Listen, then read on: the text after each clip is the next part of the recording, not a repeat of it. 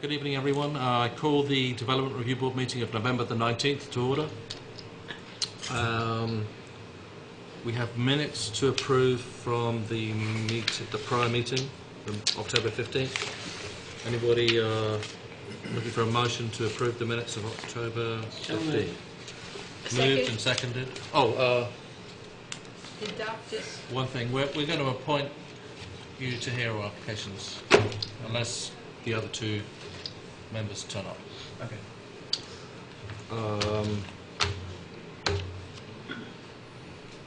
Any comments, changes, alterations to the minutes? All those in favour? Aye. Everyone in favour? 1, 2, 3, 4, 5, 6. You're still appointed. Unless we get one more.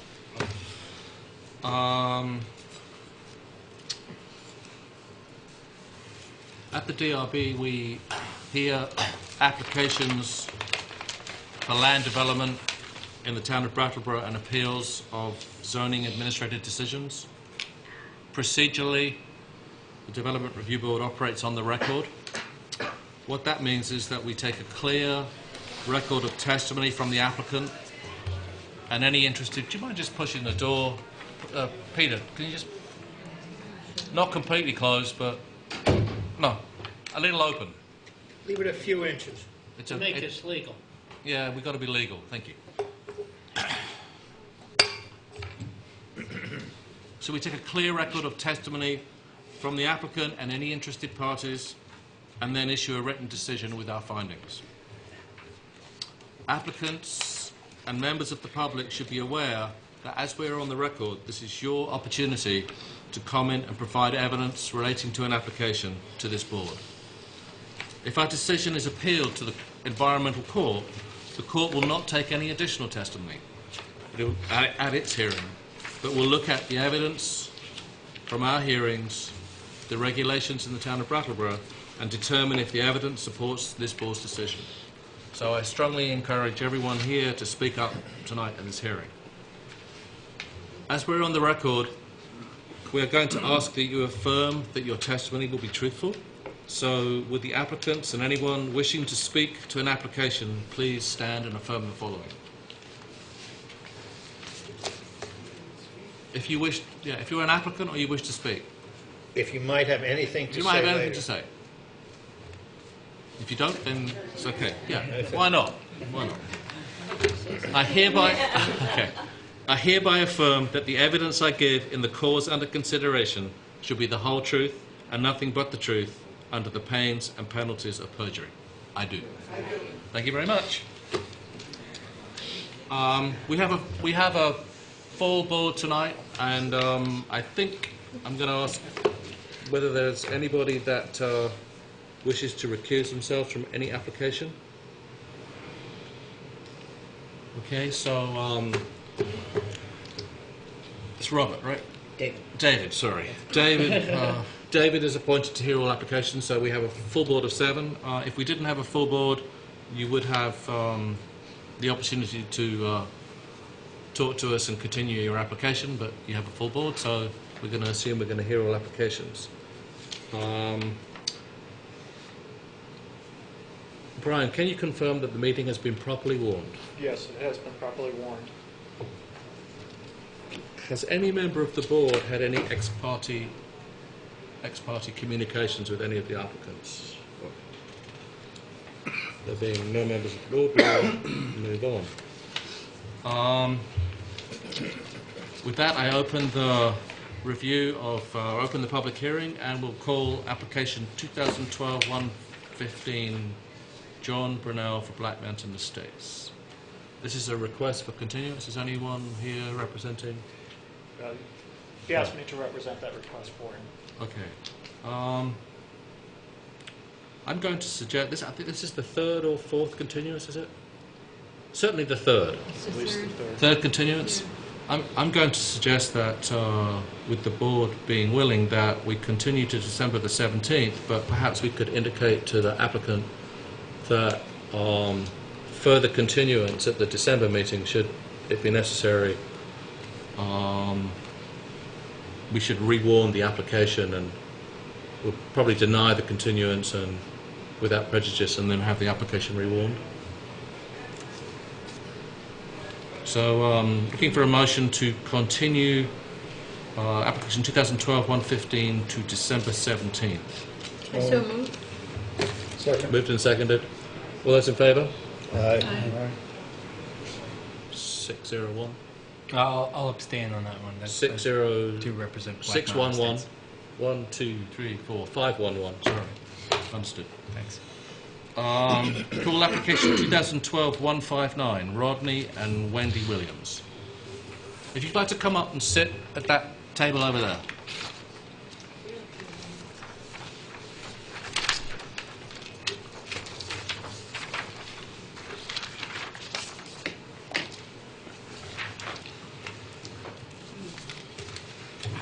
You could tell us who you are too when you start. I'm Wendy Williams. Please tell us about your application. I'm applying for a variance on a carport. This needs to be 25 feet from the road, and it's 21. And it's how much too long? 21.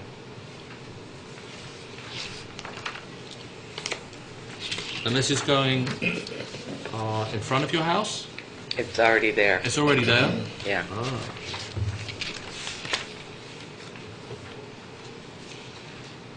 So is this an appeal, Brian? No. Just An application was denied. The application was put in after the work was completed Okay. by error. Right. We called. I didn't even realize that we needed one, but we called. And we were told it had to be 12 and a half feet from the road. yeah. And they said just send in the application. And they came 3 weeks early the following Monday and installed it. So when I turned in the application, of course, it was too long. I put this up because my husband just recently had a stroke. He's disabled. And he operates a power wheelchair. He cannot get in or out of a car on ice or snow in a power wheelchair. Okay. So that's Now- why we installed it. I have two plans here. One of them is perhaps the most beautiful plan I've ever seen. This one is drawn with a ruler. And could you just indicate? I take it that the carport is where it says driveway. Yes. It's in the driveway. It's in the driveway. It abuts up to a garage, a one-car garage. Okay. And how close is it to your fence, to the lot line, to your neighbours? Can you walk down the side between? No Oh, closer yeah. than the edge of the house, Yeah, but to answer that question. it's- No it's- closer than the edge of the house. No.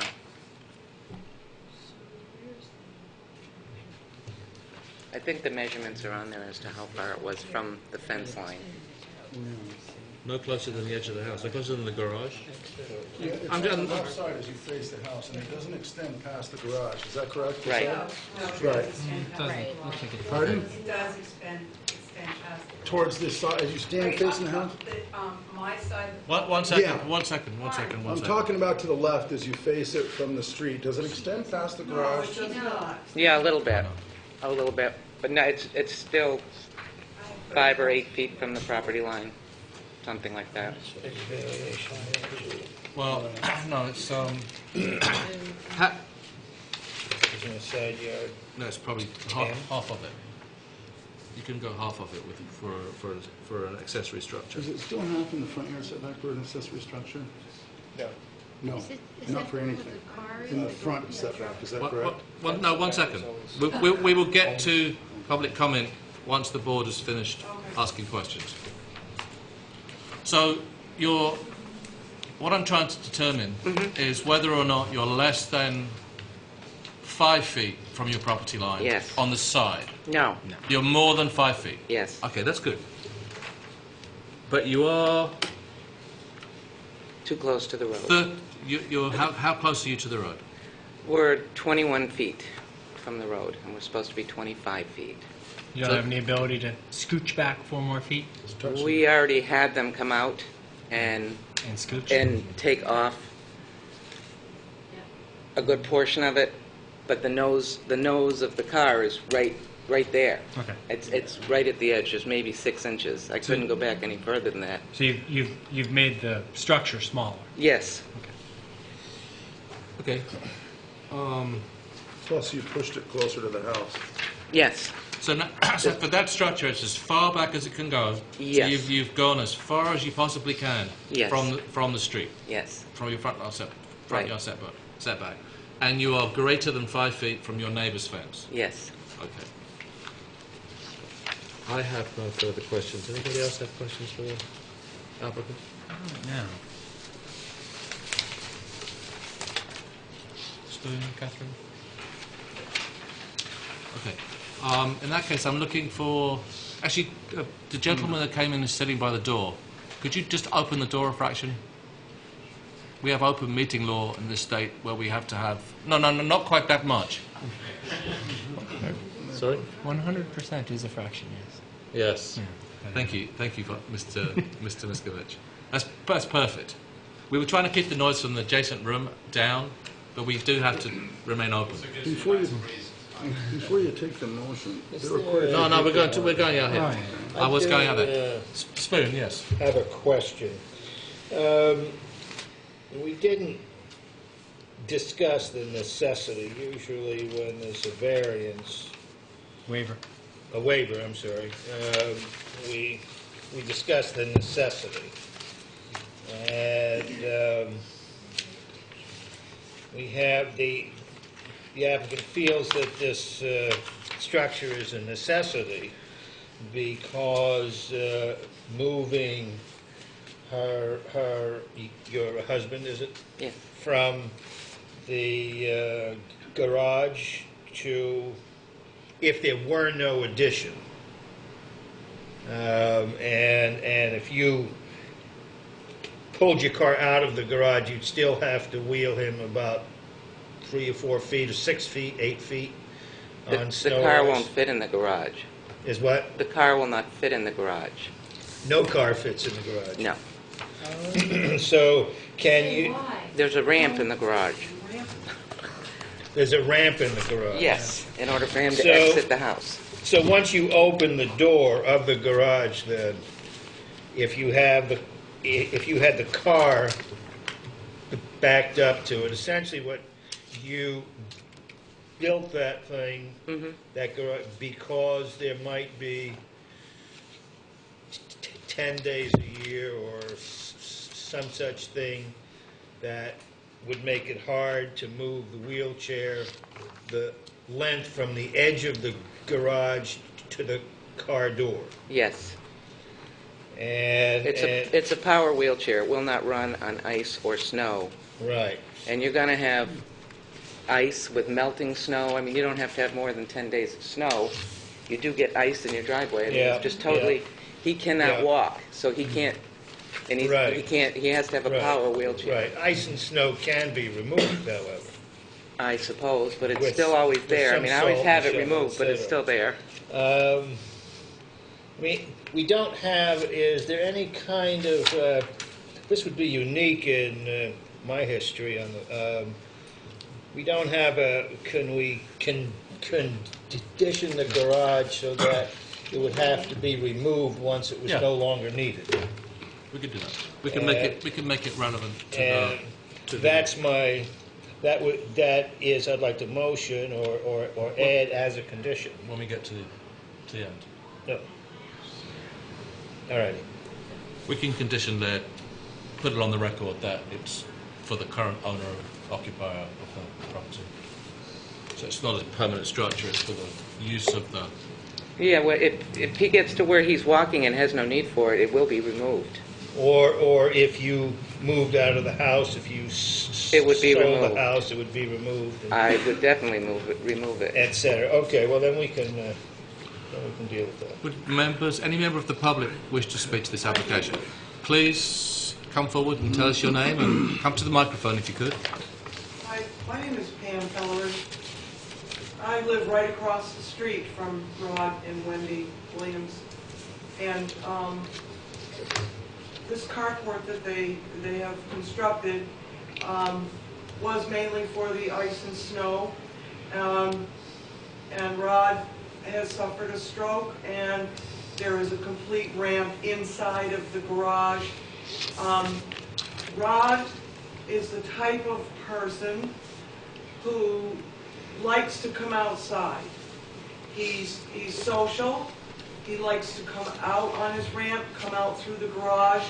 He likes to shine his wheels on the car that he cannot drive. And he comes out into the street and he gets his mail and he pets all the neighborhood dogs.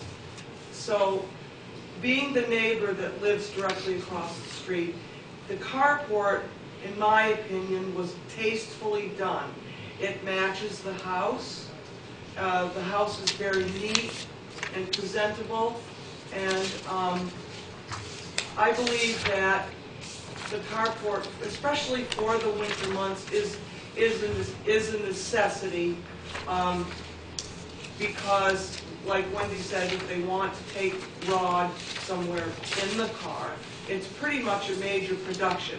They have to bring out the lift to lift him, to get him into the car from the wheelchair. So they do need a dry surface so no one slips when this happens.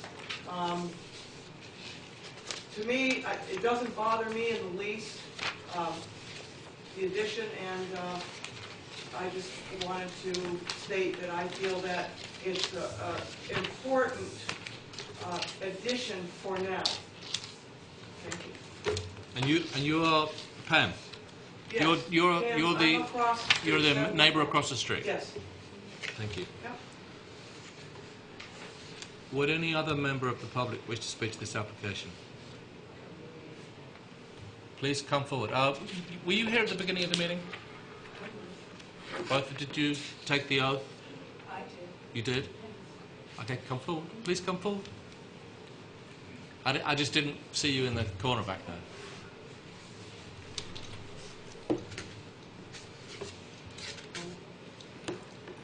I just want to say What's that your- my name is Susan Riego, and I live at 75 Wilson's Woods Road, so I live directly next door to Wendy and Ron. I've owned my house since 2007, and if it were going to go on the market tomorrow, it would be in moving condition. I've kept it up, same as Wendy and Rod. We all do in our neighborhood. It's a nice neighborhood.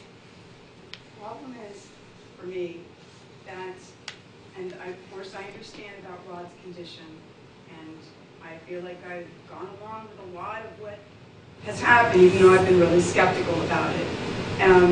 I began, I guess I should start to say that my concerns.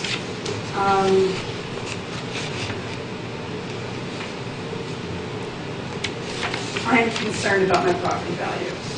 And the reason I'm concerned about it is, I'll show you the pictures in a minute, but I have no way of knowing when I'm going to have to put my house on the market, for example. Like, it could be tomorrow, it could be next week, it could be a year from now. I'm very concerned about it. I was concerned enough, so I went to the planning department, and I hadn't heard anything before then about this meeting, but I was starting to go through the process, because I thought maybe I could go to mediation, because I just didn't know. I've been not part of this process in a really good way. When I first heard about it was on September 8th, when Wendy came by the house with her daughter-in-law at the beginning of the afternoon after I'd just taken a nap, got up, and I understood Wendy's concerns. Of course we've been concerned about Rod. So naturally I wanted to hear about that, and she told me, well, there's two different options. There's extending the garage, or there's getting a carport, and the guy's going to come on Monday, the salesman's coming on Monday to talk to us about the carport. And I said, okay, and at the time she asked, well, what do you think? And I thought, well, I'd rather not have the carport. I'd like to look into more the possibility of extending the garage. I'm not sure, what that would have done, but they said they needed a waiver, not a waiver, but a variance for that, right? So, we left it at that. And then later in the day, I realized, wait a minute, I can't give my permission for that kind of thing. My husband's not here. And I realized that I didn't even know where the property line was exactly because there's a fence, but Rod's always told me that part of that fence is on their property. So, you know, it's over by 1.5 feet maybe even. So, okay, then that was that. I had to, like, explain to Rod that I couldn't just make a split-second decision like this. There seemed to be a lot of pressure for some reason. And he was a little upset about that. And then I said, look, I need to have like a survey or some way of understanding that property line before I can make any decision about it. And I wasn't worried about the carport at that point because the carport salesman was coming on Monday. So in any case, the next day, I saw Rod up at the mailbox. He was looking for my information, I guess, and he said, well, you got to talk to Wendy because now it's your fault. We got to put the shed up. And he was like really quite angry at me. And I called Wendy right away. You know, I didn't get it. And that, you know, there was any really big deal. Then it turned out, according to Wendy, that in fact there was some kind of confusion. And the guy was actually coming to put it up on Monday, not going to be talking to her about a sale. So there was that. And I asked at that point whether there was a permit granted. You know, did you get a permit to put this up? Well, no, we haven't done that yet. Okay, well, you know, I understand how these things work, but I do know that there have been permits in the past for the property, so I know that, you know, maybe Rod just forgot, I don't know, but they've gotten permits for, I think, 2 other pieces there on that property. So in any case, then I was a little concerned about that. So there was the carport put up. Originally, I thought it was, I didn't realize at that time there was going to be an actual 2-car garage port. It ended up being an open structure, so it's a little different looking, and then it changed again a couple weeks later. I think they moved some stuff around.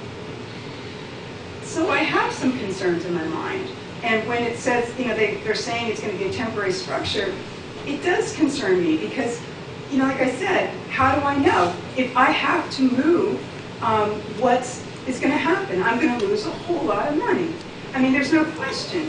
I mean, if I came up and pulled up to that house right now, and I looked at it and I saw the way that carport looked, I wouldn't even think of buying the house, to be honest. I mean, I moved into the neighborhood because it's a beautiful neighborhood. I was very, very lucky. I felt that I was extremely lucky. There, you know, there is a covenant about all kinds of stuff. We're really careful about stuff. And, excuse me, can I ask that people not talk behind me right now? I'm really nervous enough as it is, and I feel a little bit bullied. I just really don't want to hear comments like that. No, it's the other room.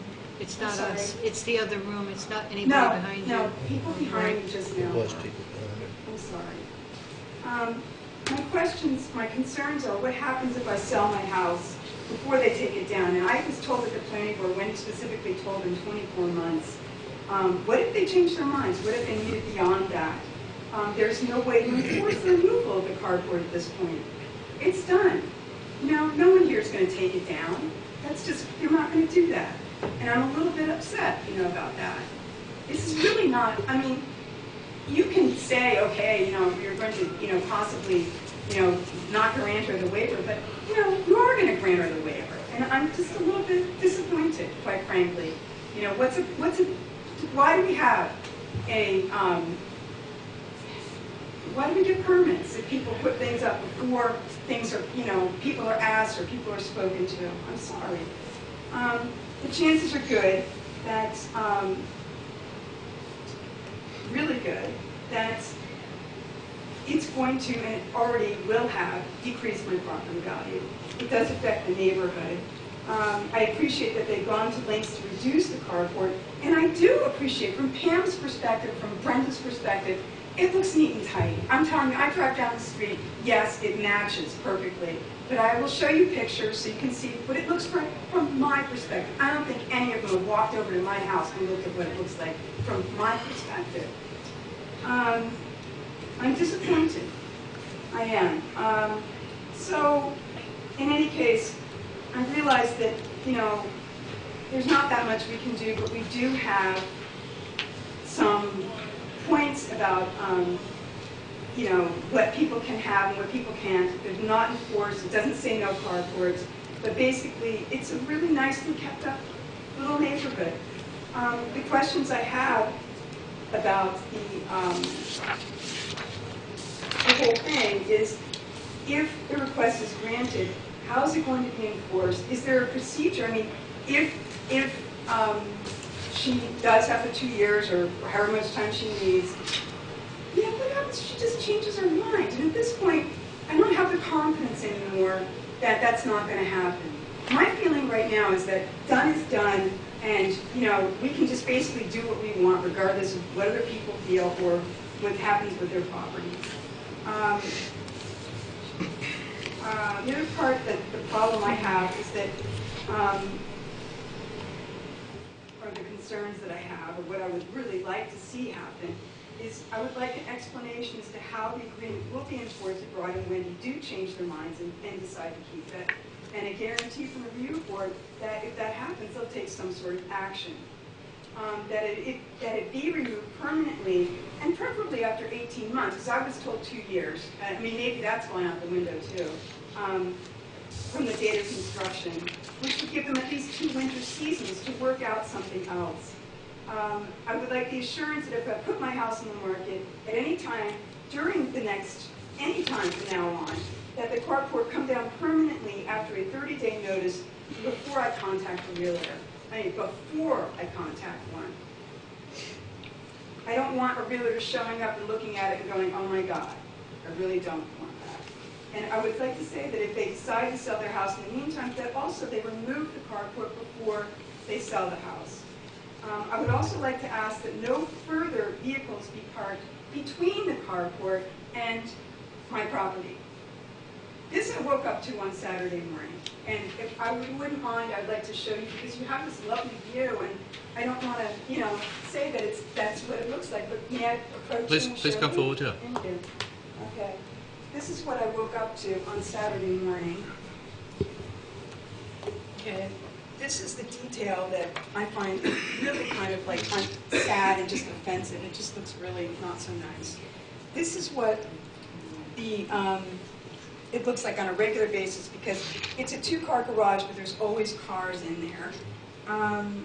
Let's see, this is my property, and so you can see if you line it up how it looks there. My house is set back like so. So is this one from inside your house? it's from the upstairs window. And my seating area is right down here, so this is where I like to sit. I'm sorry, I just want to point out. Yeah. I love sitting right outside, and this is what I now see. And, you know, I can live with that. You know, of course I can. But the problem is, what amount of money am I going to lose because of the situation? Ma'am, you need to be speaking into there so it can be recorded as... Oh, thanks a lot. So, yes, I do Okay. have concerns. We will address some of your concerns with the applicant in a moment. Thank you. Please, were you in the room, sir, when... Yeah, was there an oath on this? There is, yeah, we can do it now, though. Sure. You just have to say I do at the end. I hereby affirm that the evidence I give in the cause under consideration shall be the whole truth and nothing but the truth under the pains and penalties of perjury. I do. I do. Thank you. I'll be brief, Mr. Chairman. We need just your name to start. My name is Martin Leggett. Thank you. And I'm the neighbour or abutter of Wendy and Ron Williams on the south side of their house. So the opposite side from what you're looking at there. I understand that we're here tonight so that the Development Review Board can decide about a waiver of a building, of a dimensional standards for a building already built, or a structure already built. One of the most important things I want to say, and I promise to be as brief as possible, is that since we established our house next to Rod and Wendy have been exemplary neighbors. An example of the harmony between us is the fact that they removed a fence between us recently, and no problems were considered on either side to arise from that sort of action. That tells you something about the good-natured atmosphere that exists between Rod and Wendy and we and us. My wife and I have built 2 houses in Wilson's Woods Road. There are 25 houses built right now, and currently there are no more lots available. We therefore have quite a big stake in the standards to which Wilson's Wood and its houses have been built. And the declaration of covenants and conditions and reservations was agreed between the town of Brattleboro and the original developers and the inheritors of the original developers.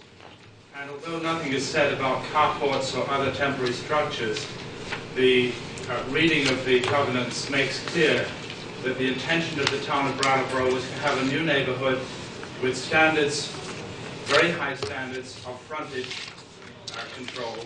For example, in the covenants, only single-family dwellings were allowed.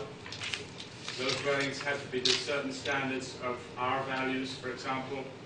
Certain standards were spelled out in terms of what could be seen and done on the frontage between the house and the road. A good example being that no trucks with advertising lettering on the sides were allowed to be parked under this covenant in the front driveways.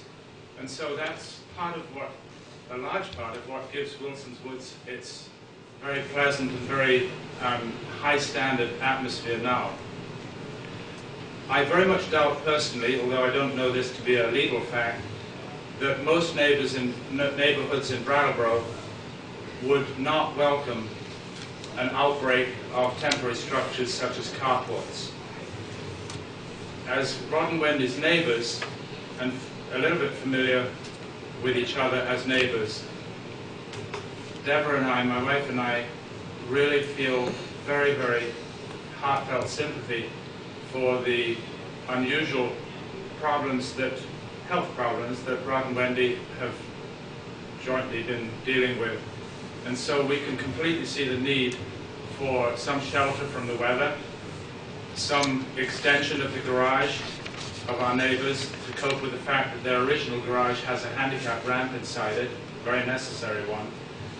And so, to wrap up what I want to say, it's simply this. If there is any way in which the Development Review Board and the town of Brattleboro can place some kind of time limit on the lifetime of this temporary structure, if it is temporary and could be temporary, that would be my request. Secondly, if that is possible, then I would ask the review board to look at some way of putting in writing for the 6 of us or 7 of us who are here today from Wilson's Woods, so that we all know what conditions we're all under when we do temporary structures and come before the board for these temporary variances. I'm using the word temporary because it's my fervent hope that Wilson's Woods Road doesn't become one of the neighborhoods where carports of a temporary nature, like the one you see on the screen, become the norm. I don't think that's the intent of the covenants between the town of Brattleboro and the developers of the Wilson's Woods neighborhood. And my request to you guys on the review board as a homeowner, taxpayer, is to do the best to make sure that the town's standards and zoning and whatever it may be are upheld by making this as temporary as possible. Thank you for your time. I have a couple of questions for you, Martin. Yeah. Do you have a copy of the covenants that you refer to? Yeah. Would you mind entering them into the record? Sure. Is that your only copy, Martin? It's my copy. Can we get him a copy, or can we take a copy of that? I have Or do copies you on already file, have Tim, that I can Okay. enter You into do? the record. Okay. You have a copy of that? Yeah. It should be in town.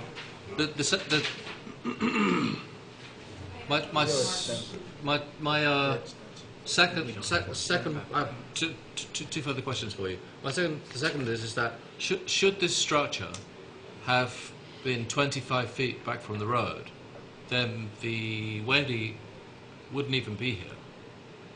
I mean, Right. Well, if it was within the setbacks, I mean, isn't that what brought them here? That it was, it was Yes, after the fact, but it was outside the setback. right, correct? That's what brought them here? yes.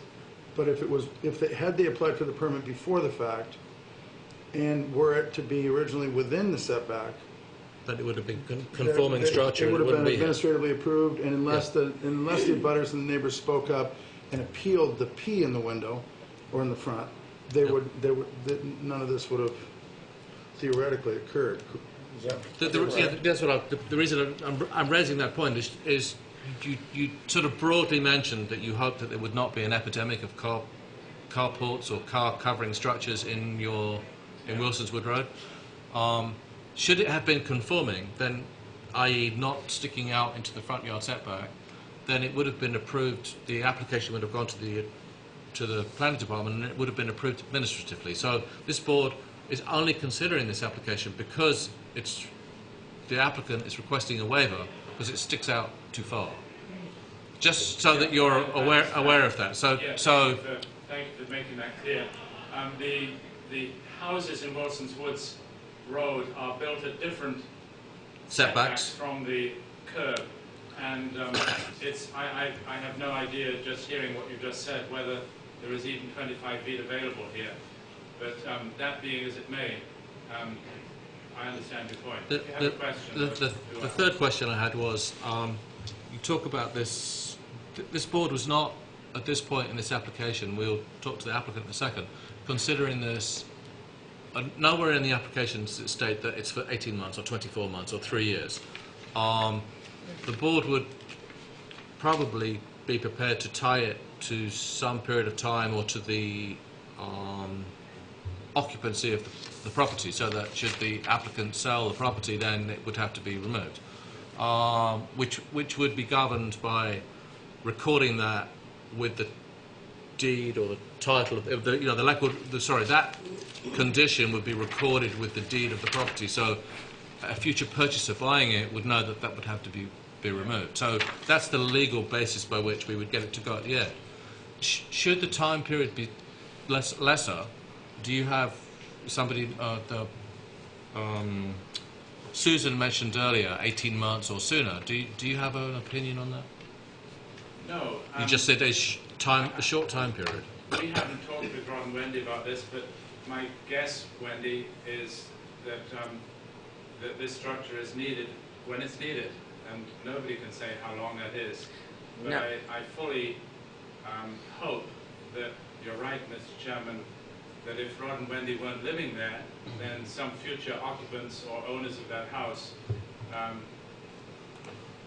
Wouldn't keep the The structure. carport is not going to, No, I see would it as not something be that's there. very particular for Rod and Wendy's needs, and at my this guess point in is time. I mean, obviously, if we had had time to do something One different. second. Yeah. Oh, I'm sorry, I was just That's trying to okay. answer that. My wife and I see this structure as being something that's very understandably necessary in Rod and Wendy's situation, William's situation, and I just want to make sure that the development aspects of the neighborhood, and particularly us close neighbors, are met with the most rigorous kind of favor as possible, granted Rod and Wendy's needs. Okay, thank you very much, Martin. Thank you. Yes, please come forward, ma'am.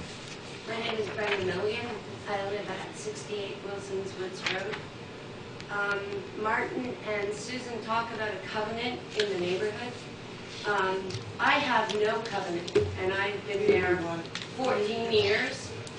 I was never, my house was built by Jim Simpson, and I purchased my land from a company out of Connecticut, the land. Then my house was built. There is no covenant. If there is a covenant, then everybody on the street has to be a part of that covenant. You either have to pay into the covenant or you have to be a part of it. There are many people on the street that have no covenant. So that, I think, is just not even a part of this committee. There is no covenant. Well, your deed doesn't have. You think your deed does not have a covenant I was attached one to of the it? first houses built Okay. on that street. Before Martin and Deborah, before Susan's house was built by the Trade Center, there is no covenant unless the people in the neighborhood uphold the covenant. There is no covenant. And I what? don't understand it. And where do you? What house do you live I in? am right next door to Pam, so right across to the right of Rod and Wendy's house. Right across from Martin and John. Is the setback dependent or tied to what To the was district. put in the covenant or the district? To the district. So in fact, the issue really isn't whether there is or isn't a covenant. That's a No. neighborhood issue. Well, But there is a zoning regulation for the area that sets a 20-foot front yard. 25. 25-foot 25. front yard setback, and that's our concern here. The I completely covenant is not understand. really our concern. I understand that, but to Thank you- have thank you, something like a Brenda. covenant presented is just irrelevant. I think. Thank you, Brenda. Is there anybody else from the public that would like to speak to this application? Okay. Members of the boards that have questions. Actually, let me just first of all, Wendy, I'll talk to you. When you were considering this carport as a structure to assist in your husband's condition, there were discussions about it being temporary or for 18 months or 2 years or 3 years, or is this the first you're hearing of that? I'm hoping that it would only be a few months, but I can't say when my husband's going to be able to walk. But was Okay. that discussed, I think is what he's asking. No, I mean, to me, it's temporary because I still believe he's going to walk. And when he can, and I have no need for this, it would come down. I mean, I have concerns about the value of people's properties just like anybody else. I live there. And I didn't put it up to be offensive. No, we fully. So, I don't think we're suggesting no, that. We're just I trying mean- to determine the. yeah. I mean, my hope is that it would be temporary. If I could afford to, I would have extended and had the time. That's why I went and spoke to Sue, to extend the garage enough so that I could have done the same thing with him But with the permanent structure. with a permanent structure. But the time just, there was no way that we could have done anything within the time span before winter came. There was just no way. So it was erected. It came 3 weeks before it was supposed to. We spent as much money having it put up, having the additional 6 feet removed and the siding closed so it didn't look as offensive. Yeah. And it will cost me that much again to have it removed. Okay. But that would be our intent. I mean, if it becomes inevitable that he will never be out of a wheelchair, not that I can't state to you that it'd be 18 months, but of course this would not continue being there. We would eventually do something permanent within just extending the garage. But the problem again with that is we would have to get a variance, or else the car wouldn't be in the garage. Well, only depending on how far to the road it went. Right. That's the only issue, Which- and how right. far to this property Right. line. We're talking about 4 feet, right? You said it's It's 21 feet, and it's 21 supposed to feet be, from the road, and it's the supposed to be setback is 25. So, Right. if a permanent structure was to be 4 feet further back, then it would not be the issue that it is right now. Right. You wouldn't require a waiver for that. Right. Does any? I have a Please question. go ahead, Dave. When you were considering putting up the carport, did you put any consideration into landscaping that might have reduced the visual impact of the carport on your neighbors, specifically the ones? I was thinking of my husband's safety. He had a stroke 6 months ago, 8 months Yeah. ago. I'm dealing with that, taking care of him, getting care. Doctors, nurses. No, I didn't think about landscaping because I'm not thinking of it as a permanent structure. This was a resolve to get through the winter so my husband could safely get out of the house and into the car for doctors. I didn't think about landscaping. And there's a sidewalk that abuts to the side of it, so, I mean, the house is already landscaped. I mean, I wouldn't be opposed if you want to put shrubs up to hide it, but I don't know how long it's going to be there, so I've already invested quite a bit of money. Okay. I have a comment and then just want to ask a few questions if you don't mind, Ms. Williams. Comment, someone earlier had said that the decision of the board was predetermined, that we were going to going to approve the application just because it was already there. Whomever said that hasn't watched a lot of our proceedings. We have, in fact, required that structures either be altered or removed if they're constructed not in accordance with the ordinance. Exactly, and I was told that when I called in. And so the Brattleboro Development Review Board is not a place to ask for forgiveness instead of permission. Right. Just want to make that clear. Right. Second, we do conduct our hearings on the record, so I want to make sure that I've taken testimony on each of these items. Okay. Some of it has already been happened, but I'm asking you a series of questions, just ask you to respond to them if you could, Okay. just so we've clearly taken a record and received information from the applicant and others if they want to participate on these items. So if there is some appeal of our decision, either a denial or approval, I know that we've taken evidence on each of the criteria for our waiver criteria. And we have at the Brattleboro Development Review Board a waiver criteria, not a variance. It's a different standard than a variance. So if you could tell me, do you think this is a reasonable use of your property to be able to park in a carport in the front yard with a 4-foot setback? And if so, why? Why is it reasonable to be able to park that way? It doesn't have anything to do with how I park. It has to do with the accessibility to my vehicle to get my husband in and out of it from a power wheelchair using a manual lift that also has wheels. And it's reasonable in Brattleboro to be able to use I a think carport in order if you're to access handicapped a and vehicle. disabled, it's reasonable to assume that you can safely get into a vehicle to get to a doctor or a physician. Great. It's not joyriding. Thank you for that testimony. I It's just appreciate it. a little And is bit- this the minimum reduction, the minimum amount of variance that, or waiver that you need? You can't make it any smaller and still get the vehicle in the carport? The vehicle would be in the carport, but it doesn't mean that the accessibility to the car would be accessible without snow or ice. Great, thank you. And have you designed it to reduce the impact in the neighborhood to match? Absolutely. And how have you done that? We made sure that we chose the same color as the house and that the roof is the brown that they had that matches the roof of the house. And the need for the waiver, you didn't create that need intentionally? Absolutely not. When I called the town to find out what the variance was, they told me it was 12 and a half feet. And when it was installed, we had it 13 and a half feet from the road. Mm-hmm. And then we found out after that we were misquoted, but we were also didn't have the permit papers in place at the time it was delivered. And after the variance, will your house still conform to the uses permitted in the district as a residential house? Absolutely. Okay. And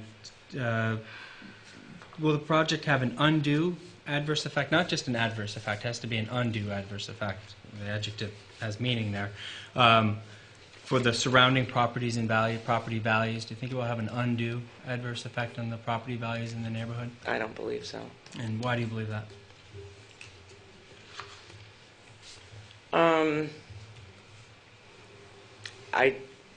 I mean, I'm looking at it. I don't think it's that. I mean, I can't say I've looked at it from everybody's point of view, but Okay. That's fine, thank you. But I just don't think so. Will in fact have an undue adverse effect on the character and aesthetics of the neighborhood? I don't believe so. Traffic patterns and circulation affected at all? No.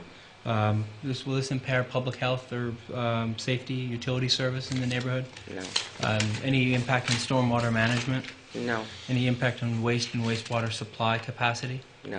Okay, thank you very much. You're welcome. I have a question in regard to one of the couple of the photos.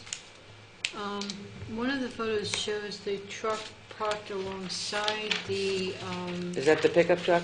yeah. My And son. then it's in the driveway. My son parked his truck there on Saturday morning because he was taking stuff out of my garage to the dump. Okay. But it's not parked there? No. No. The truck was there the That's night okay. before. It got too dark, so he loaded it the next Okay. morning and hauled it away, and it hasn't been back since. Okay. Thank- Make our finding so that Thank you. this You're welcome. goes into the deed or on record. It's removed. I'll catch it in the property. copy, so. But it still has to be on record. Yeah. Yeah. It's gonna be record.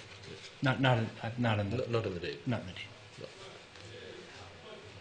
I don't think we can put a time frame on it because we're not medical doctors. We have no idea how long it's going to take for him to get better. Craig, not only that, hasn't any permit we ever issued in the past for touch of the property and not the owner? I mean, I can't remember. I can't recall. Okay. Any other member of the board have any further questions for the applicant? Yeah, for the zoning administrator, do you recall that the conversation with the applicant in which she was advised of the setback? Yes, it wasn't a conversation with me, it was a conversation with another member of the office, and that was the information given. There was a misunderstanding about the having of setbacks for accessory structures. It's had for side yard setbacks and rear yard setbacks, but not for front setbacks. yeah. And you, did you or the office actually measure the setback as it exists now? As it exists now, no, but I have driven by and that sounds like it's correct. It does. It looks like it's I'm correct. pretty darn close. Tonight there was a Honda Accord parked in front of it with space between it and the garage and the curb. A Honda Accord being what? A measure of 19 feet? 16 feet? 17 anyway. 21 and a half feet? It's rather large. I understand. Sorry, Joe, I'm taking you to... we'll state that it, should we approve this, that it's the minimum required. Minimum variance. I mean, if it's 21, 21 and a half or whatever, I'm not. What will you state about the time? I think it's very difficult to state anything about the time. Yeah. So with the exception that we tie it to the Let's owner. make that the least time possible and have them Yes. consent to that. Yeah. I am concerned about the visual impact from the neighbor's property in terms of the side where the truck was temporarily parked. Is there a way that we could require landscaping if it remains beyond a certain period of time, if it looks like it's going to be a permanent structure after a while? I'd pretty strongly advocate that we not try to landscape the side of that structure, since the side yard setback isn't the offending portion. Mm-hmm. It's really just the front yard setback, and I don't think a 4-foot intrusion into the front yard setback needs visual, any sort of visual aesthetic and landscaping.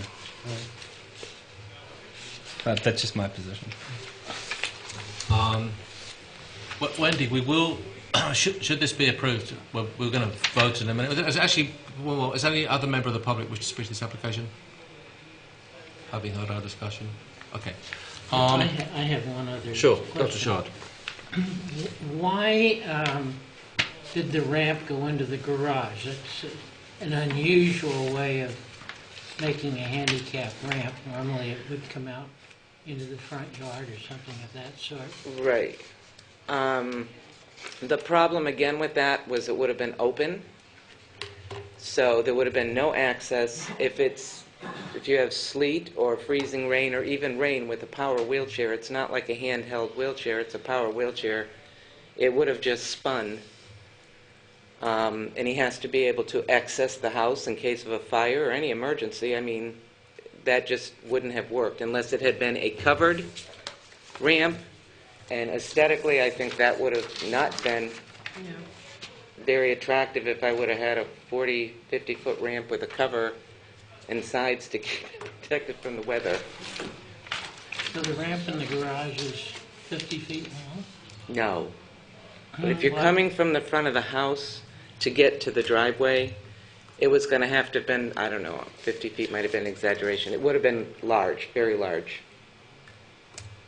in order to have done it. Plus, the front porch would have had to have been reconstructed because of the way the front porch is to the step is about 8 inches high. So the deck, it would have been a huge thing from the contractor's point of view when he measured it and priced it. And the safety value just wasn't there because you can't protect the ramp from the weather. And he uses the wheelchair in the house as well. Yes, he cannot walk. He's in the wheelchair or in the recliner or in the bed. And I'm not sure if I heard you correctly a little while ago. Were you saying that if it should unfortunately turn out to be a permanent disability, you would apply for a permanent extension on the garage or some other? That was our thought initially when I approached Susan. And then there were all the variances. Her husband is away. So there was no way we could have done that in a timely fashion. But in erecting this and then dis-erecting it, it's been quite an expenditure. So, I mean, it's also a financial thing, yes. But, I mean, if I don't need the carport would be taken down. I'm not going to keep it just... Under what circumstances? If it's, only if, in other words, you intend to keep the carport as long as your husband needs it, whether that be 1 year. No, at or some 100 point we years. will probably put up a garage if it becomes permanent that he will never walk. I'm not going to just keep the carport there, but I can't tell you when that's going to be. Okay, thank you. Any other questions from the board? Member of the board? We will, I'll go back to my prior thought, we will condition this waiver, should it be granted, to be tied to the occupant of the house. And that will be filed as part of the public records. So, should you... One moment, Mr. Chair. Can we consider tying it to the, what shall we say, if, or conditioning it so that if the disability ever is deemed permanent? Yeah, you know, Spoon, it's a great thought, but I don't want my zoning administrator in the town of Brattleboro conducting physical exams of the residents of Brattleboro to determine whether their ability to walk is sufficiently impaired to permit a one stride encroachment on the front yard setback. Okay. I think we've spent just enough time on this discussion, and we should move this question. Okay, I'm looking for a motion to approve application 2012-159, which is a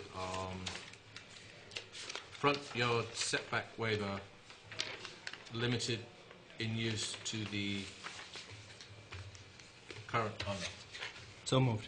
And I'd like to add that there should be no parking on the side. That's the first time that ever happened. And it was only to go to the dump. But I can park on the side of my Yeah, yard. anyone can park in the side of the house. Anyone. Regardless? Yep. Regardless. It's not an improvement to the property. Okay. So, And will I'm not looking for consider a that a motion. friendly Yeah. movement. So moved. Looking for a second. Second. All those in favour? Aye. 1, 2, 3, 4, 5, 6, 0, 1. Thank you very much. Good luck. Thank you.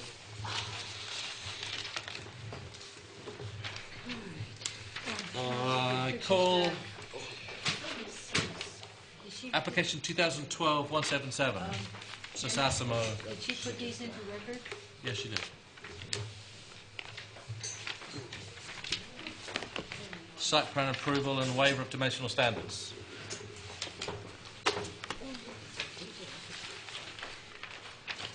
Peter, please tell us. Good evening. Please tell us about this application.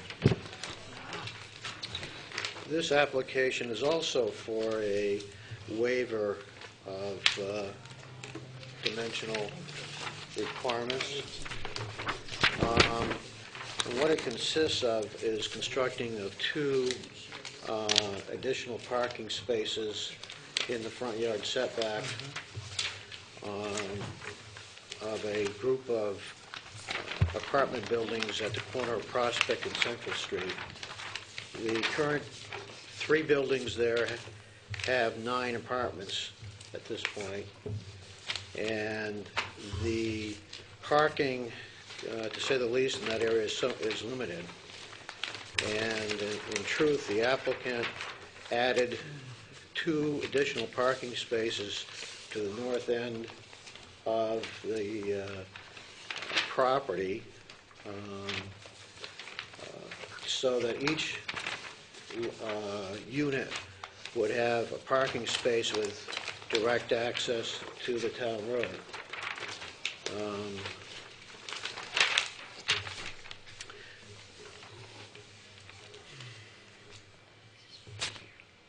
I'm sorry, so these have been constructed? They have been. And were they permitted? Well, what happened apparently, from what they tell me, is that they met with Public Works out there to ask them if it was okay to do this, and Public Works gave their permission. So they went ahead and did it. And who's they? This is Chrysostom Industries. You guys have been around the block a few times, right? He has, no doubt about it. Knew that a permit was required? I'm not sure if he knew a permit was, it's not a structure, well, you know what I'm saying, it's not a building. And I think they thought if they went to Public Works, they probably would, they knew they needed an access permit, let's put it that way. Did they get an access permit? Yeah, they did.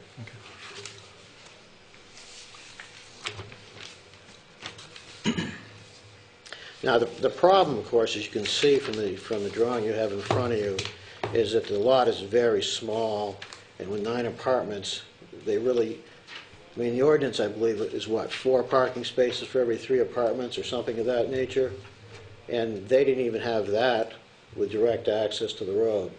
So what they were doing is providing parking for each unit in there. And so the parking was double stacked? It was double stacked, and what they're trying to do is... North of 90 Prospect Street? Yeah. There's 2 parking spaces that are double parked or double stacked where it says asphalt parking area. Yep. This is all one lot, 3 buildings, is it? It is. Okay,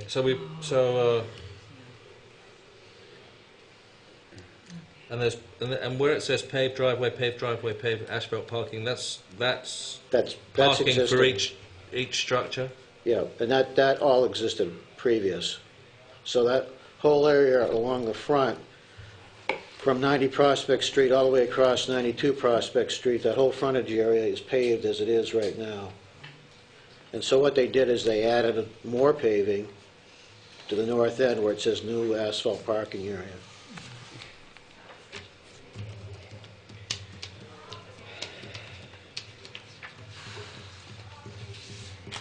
There really wasn't any other options, as you can see, for parking, basically. Have you removed the double stack? They have not removed the double stack at this point. So now you have 11 parking spaces? They have, let's see.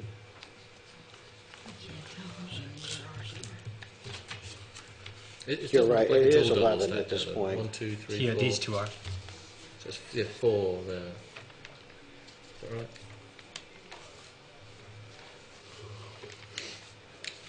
I'm sorry. It is 11. 11 now? With a double stack, that's right. Okay. There were 9 apartments. So.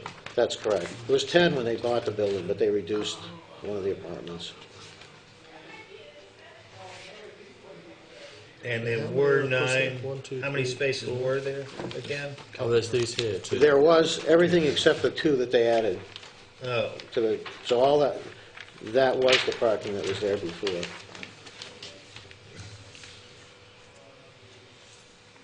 Is there any parking on Prospect Street or Central Street, or so Prospect Street north and east of the property, or Prospect Street south and west of the property, or Central Street? On-street parking? Well, I mean, there's on-street parking. People certainly park in the street when there isn't a parking ban in place. Okay. Okay. So November to April, they don't have a parking place. That's right.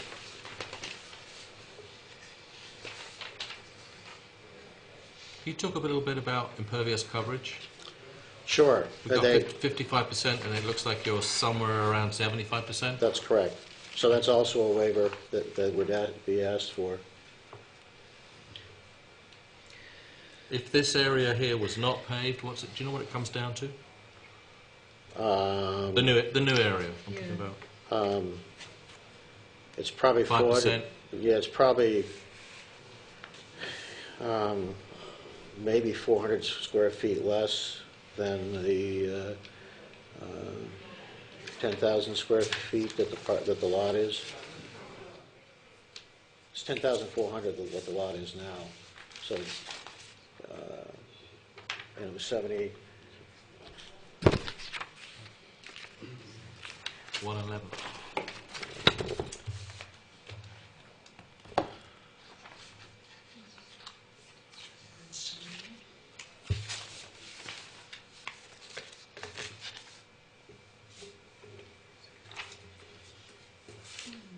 So, a curb cut permit was or documentation was obtained from Public Works. That's my understanding, yes. So did they go in and lower the sidewalk there, through there? They did. Yep. There's no curb there right now.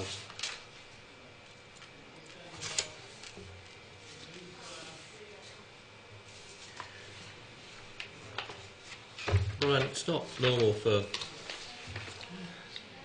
Public Works to issue curb cut permits and without it having come before this board, is it? They would still need a zoning permit, but the employee who did those permits recently retired, and I suspect that caused a problem with follow through. Actually, my understanding is I met with Steve out there, Steve Yeah. Barrett. Generally, he doesn't do those. active Yeah, you're right. permits. Generally, he doesn't. But Was the paperwork actually issued? Well, I mean, Steve may well. I mean, I don't know I don't what was know. said, but he might have said, "Yeah, that'll be okay," and then expecting it to come through the normal process, I honestly unless there's a don't know. piece of paper out there that says it's been done. Which there may well be. Steve has confirmed that they did. Did say it was okay. I have a question. Sure, go ahead. So before this new asphalt parking area was added, was the amount of impervious surface above what was allowed for the property? Yes, it was. So in essence, this is increasing the amount of non-conformance as it is. That's correct. Was pervious surfaces considered as part of this project? I don't think it was.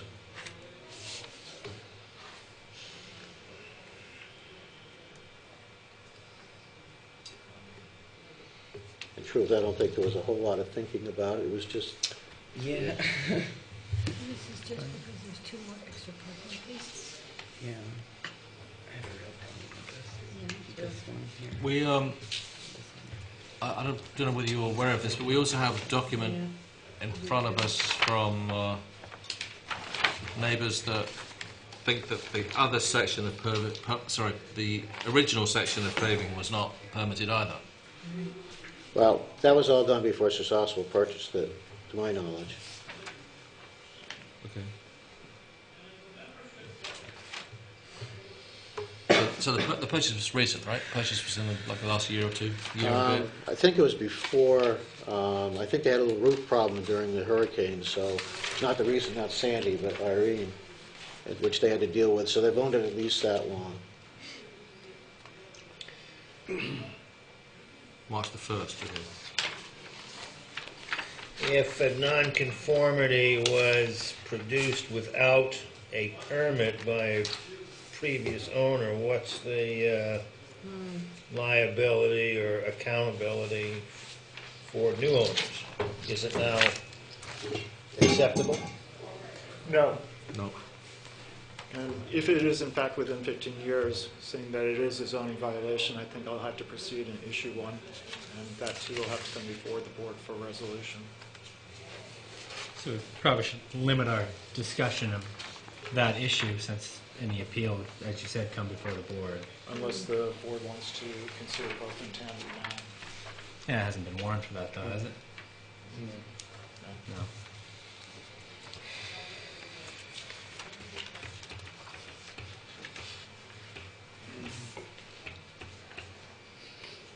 Is there any reason why that area couldn't be done with pervious pavement, or so we're not increasing the impervious surface, pervious pavement, or grass, field pavers, that type of system? There really isn't a reason that that couldn't be done. Okay. I would say that the area we're talking about is so small that any impacts is pretty minute when you talk about a drainage area. Well, it builds upon itself, because then what prevents from more impervious in the future, There's a reason why the limits to impervious pavement exist, is to stop it from going beyond that. So if we keep adding to that, it creates a problem. Any other members of the board? Questions? Or anything else?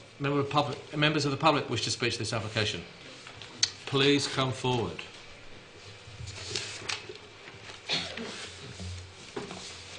My name is Jeremy Holt. I'm my wife, Tanya Tabashnikov, and I own the abutting property at number 80. It's the yellowish house there in the picture. In the photograph. I just have some things that I wrote down to bring to the board. I guess I'll read these pretty much. The applicant notes that the waiver will have little impact on the character of the neighborhood. However, there is no other parcel in the near neighborhood of Prospect Street, Pearl Street, and Central Street, or generally north of Washington Street, with a parking area or areas that resemble the current parking areas at number 90 and number 92 Prospect Street. And certainly none of them have taken the place of front yards. To construct the parking area, the sidewalk and curb were removed and black asphalt applied out to the street. Nowhere else in the neighborhood has the sidewalk been eliminated in this way. The visual effect is not in keeping with the character of the neighborhood. In addition, because of the one-way nature of Prospect Street, the parking area significantly alters the appearance of the approach to number 80 Prospect, which is our abutting property. And we're concerned how this may affect the value of our property. It appears on the site map that the area not only comes exactly to the boundary between number 90 and number 80 Prospect Street, but at one point even crosses that boundary on the very upper northeast corner. We're also concerned because it's right on the boundary, we don't really know what Sir Industries is planning to do with snow removal, except possibly push it onto our property, which we're not really in agreement with. During the construction of the parking area, the root system of the maple tree and the site map there, it straddles the boundary between number 80 and number 90 Prospect Street is likely damaged. We are concerned that Sir Industries is an experienced, member of the local community and right ahead and did this. It doesn't really give us a great feeling about having them as our neighbors, which is probably beside the point, but I wanted to bring it up.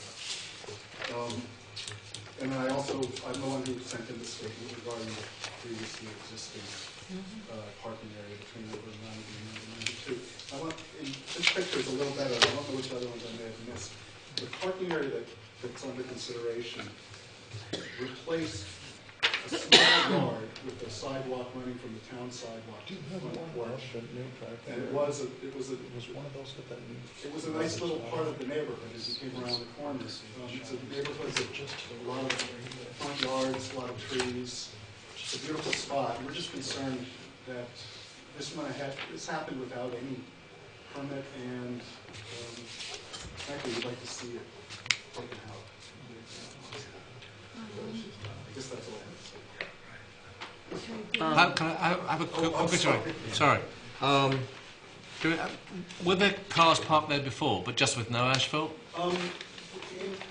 Because clearly they have a parking problem in the winter. The only time I remember cars parking in that area was probably sometime in the past when the apartment where number 90 had, sometimes Frank Jurassic would have a lot of tenants, and sometimes he'd have very few. Sometimes when the nuclear power plant was shut down and they were doing work, there'd be a journeyman engineers staying there. And sometimes in the winter, they would simply bump over the curb and park.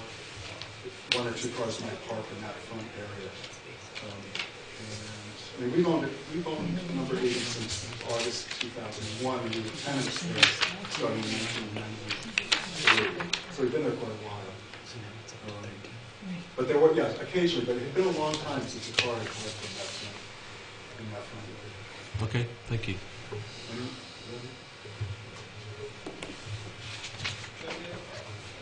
Mr. Stevens, please come forward and tell us your name.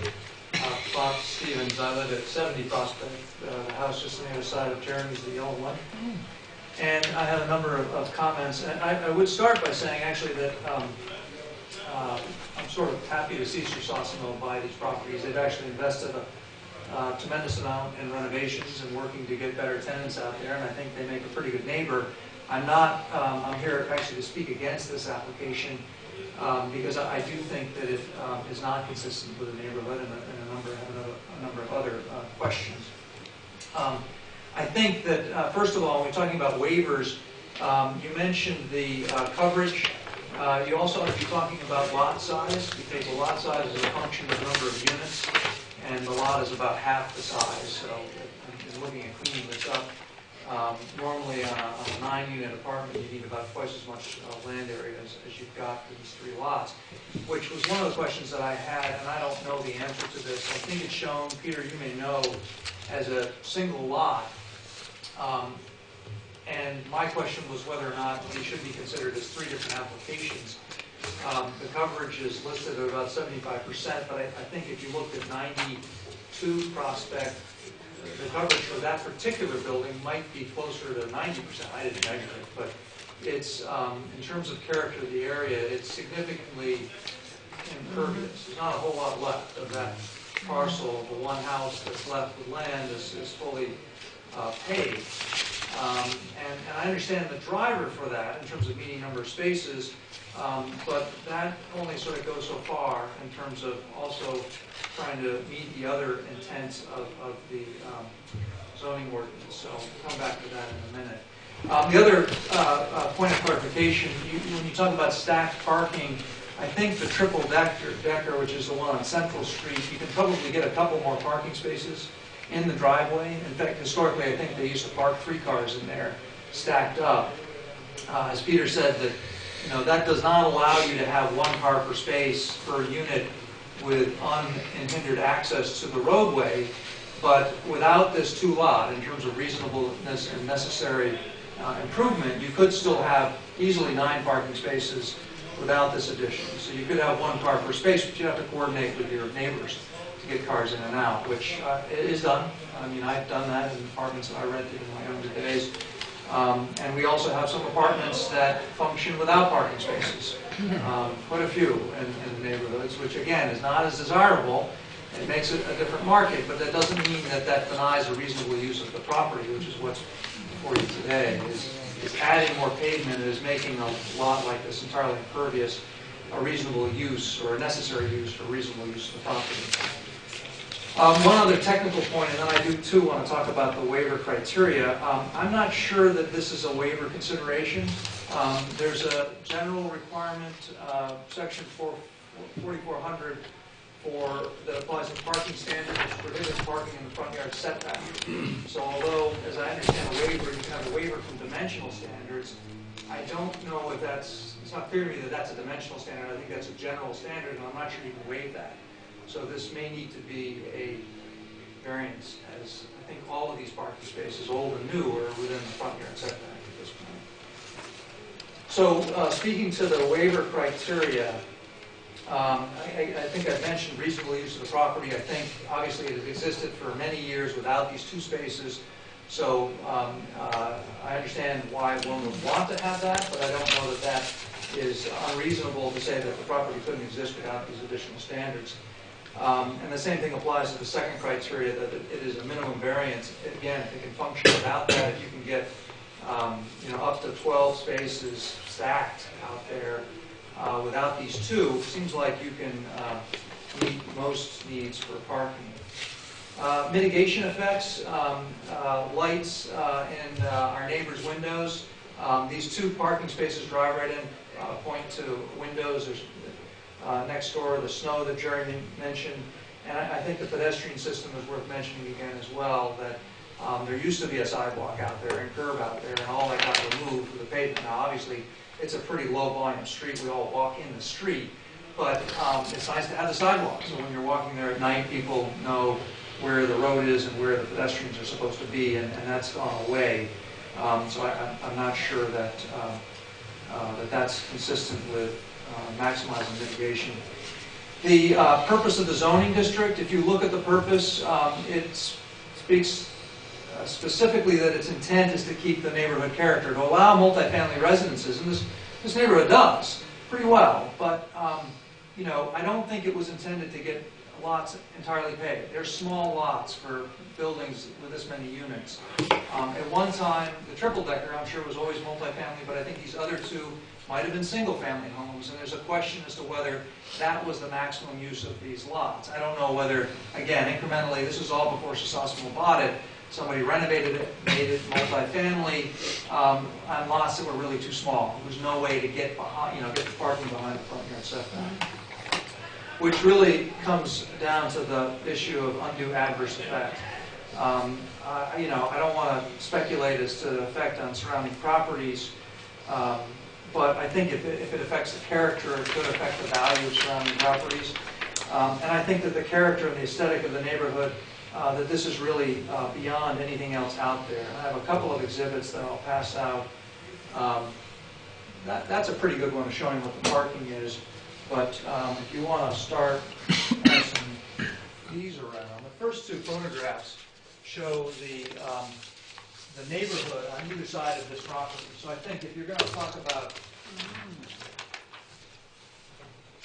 if you're going to speak to character of the neighborhood, you need to say what's around it and then look at this property. On Central Street, it's very compact, but the street edge is defined by houses and porches. So if you look at that street, you don't see large expanses of curb cuts and cars parking on that. You go to the other side of Jeremy's house at Prospect Street, it's a little different character. There's very large front lawns, houses set back. Really the only space that has this continuous curb cut is this lot, which are the other 2 photographs that show the pre-existing parking and then the 2 new spaces. So again, I think that with the loss of village pedestrian space, the amount of impervious at this point, which exceeds anything in the neighborhood, cars that are parked within the setback, all of these backing out onto the street, is really not consistent with the neighborhood. And I certainly don't support adding more of that by these last 2 spaces and really continuing this trend. I mean, if we have zoning with the intent of trying to maintain a certain character, at some point you have to draw the line and say, even if houses could be turned into multifamily, the infrastructure doesn't support that in a way that's consistent with the character. And I think we've hit that tipping point on this one. I think it was hit before these last 2 spaces, so adding the last 2 is really beyond the threshold. Thank you. Thank you. I might actually just, Bob, can you say that for 1 second? Peter, do you know, we're talking multifamily, so 92 is a 2-unit apartment, and 90 is a 2-unit, and number 8 Central is a 3-unit. I'm trying to get, Number 8, I understand, is 4 units. That's 4 units? And so I don't know if the other 2 are 2 units or 3 units? Well, it's one's 3 and one's 2 then. Brian, do you know the count on the units? Yeah, I think it is 2, 3, 4. 2, 3, 4? There was a discrepancy. They changed that too without a permit. So 92 is a 2-unit and 90 is a 3-unit. Do you know that to be the case, Bob? No. Actually, I don't know. You don't know, okay. I've only been in one of the buildings. Jeremy, do you know if your neighbour is a 2-unit? I'm guessing it's a 3, but I'm not sure. So it could be 3, 3, and 4. Or I've got them the wrong way around. Well, there's a total of 9 altogether, and we know that. Okay, 3, 2, 4. That we know that 8's 4. 8 Central. Okay, so it could be 3, 2, 4. I haven't looked it up, but 4 Section 4405, requiring that parking be behind the front yard setback, excepting 1 and 2 dwelling units.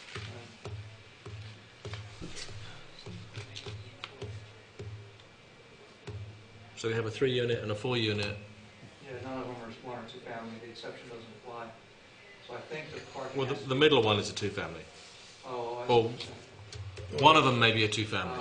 okay. Well, the middle is 3 stories, it's probably 3 units, Right. likely. And the 92 is only 2 stories, likely to be 2. 2. So one might say that 92 perhaps, but it's a single lot though. That's the problem. If it's a Yeah. single lot, you also have multiple uses, no, not multiple uses, multiple buildings on one lot. Brings up another non-conformance issue. I don't know that you can do that, can you? It's been done. Well, it's all of those. Historic. I'm sorry. Go ahead. Is it historic, or is that? Well, not about historic, but it's pre-existing condition. I mean, So it's a pre-existing non-conformity, you're yeah, saying? pre-existing non-conforming. Buildings on one lot. And do we know that they've been combined? Is that one lot? My understanding, that's the situation, Yeah. Bob. Yeah, I don't know. The parcel has been in that configuration for quite some time. I have a question on the, Go ahead. so, these different things are right here. Okay, so you've got 8 central, which is, you say is 4. Does that mean that it's like 4 apartments? Correct. Okay. It's a So full then you've unit. got number 90, which has 3 apartments. Apparently. Right. And then you've got 92 that has 2 apartments. Apparently. Why do they need 11 parking spaces? Or 12, or 15? 11 parking spaces is the requirement for that number of apartments. Then they have all the parking spaces they need. Yeah, there's already 11, so these Yeah. 2 extra would actually bring it up to 13, am I correct? Well, with the situation that not without moving other vehicles, in other words, So it's a you have matter to of you have to double convenience. stack or So whatever. it's a matter of convenience, is what. So you're proposing losing the double stacking Yeah, essentially. in one of those areas? You could, yes. The parking lot has recently been restriped with the double stacking.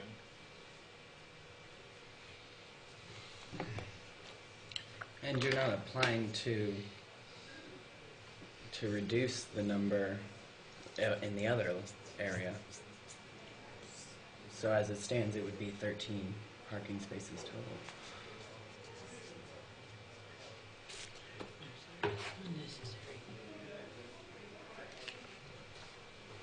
I don't know whether it's 12 or 13.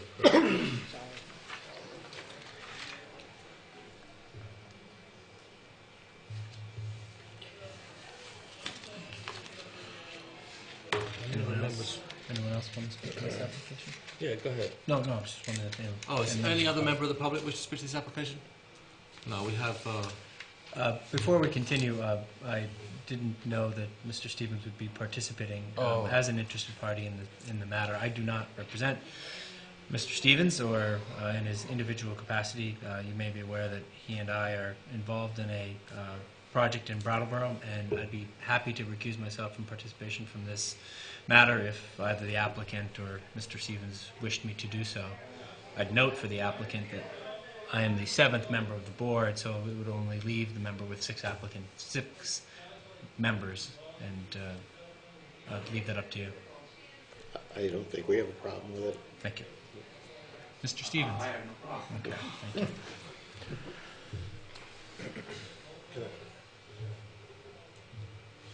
You have a comment in the end? No? I have a question or two.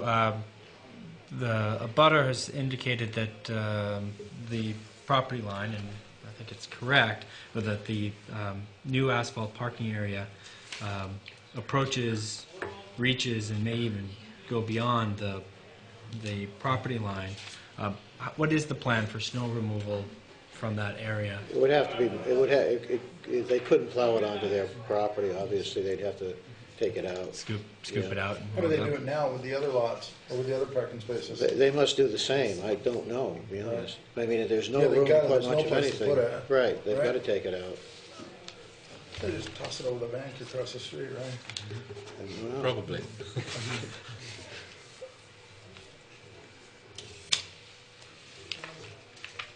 That's where all the neighborhood leaves go, I think. Yeah.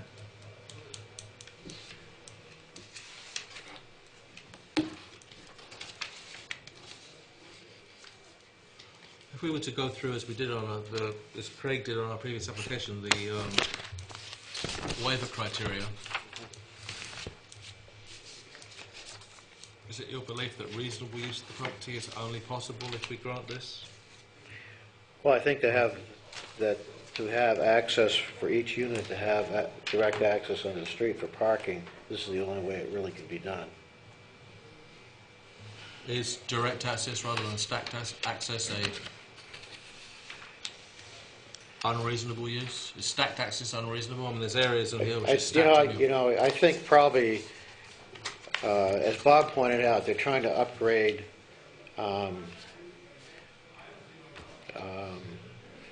the character of the area? Yeah, and to do that, you have to provide certain services to people. Otherwise, you have to reduce the cost of the units, go down, and so forth and so on. I think you know where I'm leading here. So what they're trying to do is upgrade their apartment units, basically. That's why they've taken out a section or unit. They've gone from 10 to 9 and that type of thing. So, from that aspect. So they can get once, they can raise the rent on two of the apartments if they have those spaces? Well, I don't know about raising the... So you get there's certain people aren't going to clientele. rent if they have to, every time they want to back out, they're going to go to their, they're going to have to visit with someone to get their car out. I mean, I know we all would be that way, wouldn't we? You know, I mean... I don't know, I don't have a car. Oh, you walked right into that one, Gary.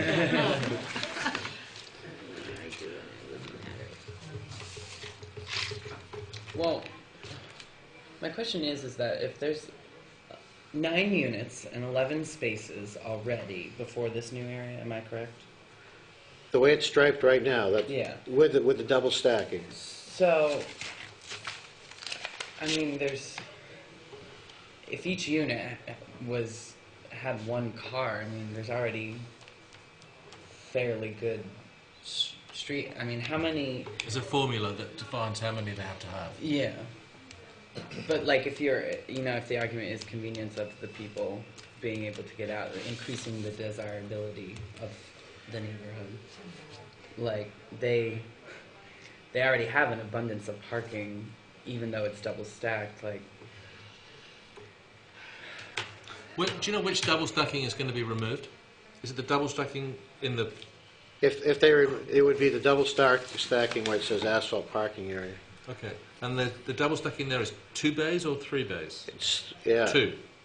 Is it? It looks like 2 and 2. Yeah, it's 2, kind of 2.5 actually. Could you bring that picture up? It looks like that in the pictures. Yeah, it's... You know, it also occurs to me, there are 2 spaces that are double stacked, is that right? Yes. And there are 9 apartments, so that means it allows for 2 apartments to have a second car. There's Well- 11 spaces now with double stacking.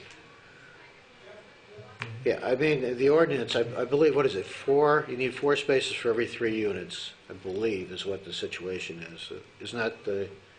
Well, I'm just actually, what I'm getting at are if the double-stacked spaces were assigned to the same rental units, Right.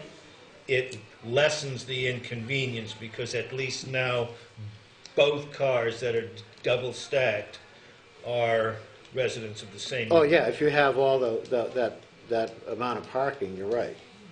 Yeah, you're right. But they still... What they're trying to achieve is 9 units having access to the street is what they're trying to achieve. But my understanding is they do have, No, they don't have that now. so how many are double stacked? Right now, they have 1, 2, 3, 4, 5, 6, if you count the driveway, the paved driveway, which was mentioned earlier. And that's outside of 7 number with both paved 92. driveways, right? Yeah. There's 5 across there, 5 Right. slots right there, 1, right? 2, 3, And then 4, 2 paved 5, driveways. plus the 2 new ones. Do you have those pictures that Bob handed in? 6, 7, I think the paved 8, driveway 9, and then how many are double stacked in this? 4? 4 to the 5 have two in them? Is that it? Yeah. Well, no, So that makes it 13, is that how you count it? no, there's two double stacked there. Good work, man. Yes, there we go. So, like, looking at this, the 2 double stacked are the 2 rightmost ones. One which we can barely see any of, and the second one which has that Impala in it right at the street's edge, correct? Yeah, there's one this way of that. Right, just one this way, Yeah, one more but that's this double way. stacked, the Impala's double stacked. Right, and then the next 3 are not, correct? Right. Unless you drive a smart car. Yeah, well, it looks like if you look like the last one there is pretty small as it is. 6, 7, 8, 9, 10, 11. Yes, please, please. Just to clarify in terms of stacking, there's also a long driveway next to Central Street, three-story building. So Between the two.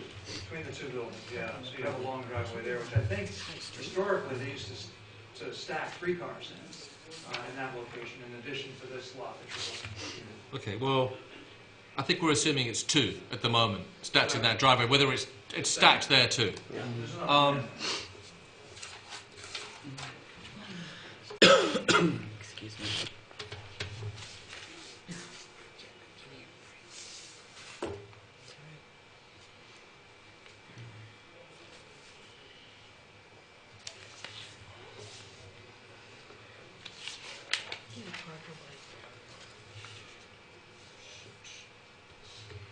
I think there's been, not significant, but there's been sufficient testimony from the public relating to the character of the area in terms of the fact that Central Street has no parking on the front. The rest of Prospect Street is certainly less dense if there is parking on the front.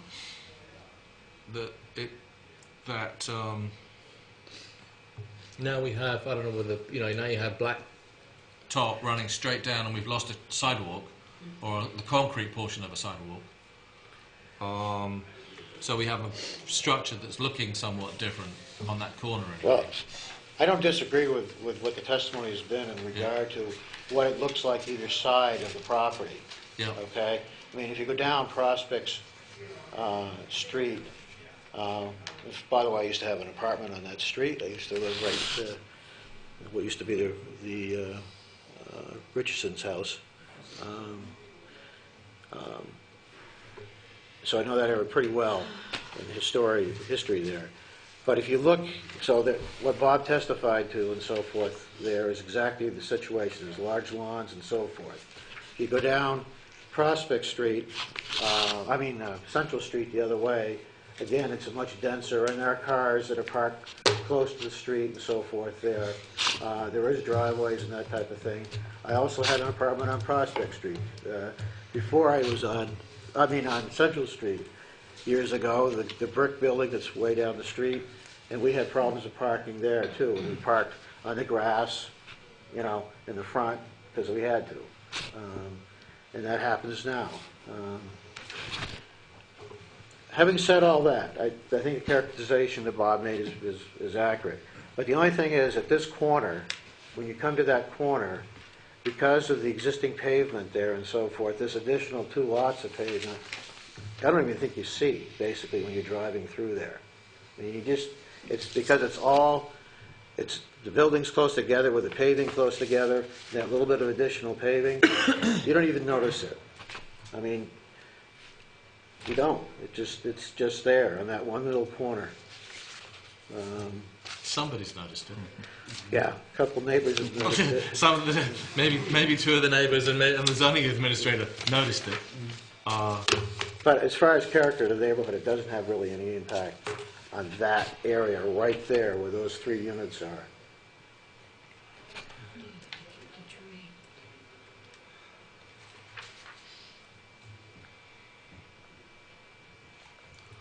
In terms of mitigating it, I mean, we have an increase in impervious surface. We've gone from a little grassy, gardeny area to a blacktop. We've lost a sidewalk, apparently, or a section of sidewalk. I can't speak for the board, and we'll see what they have to say. But my feeling is that it should be pervious there, and we should not have lost any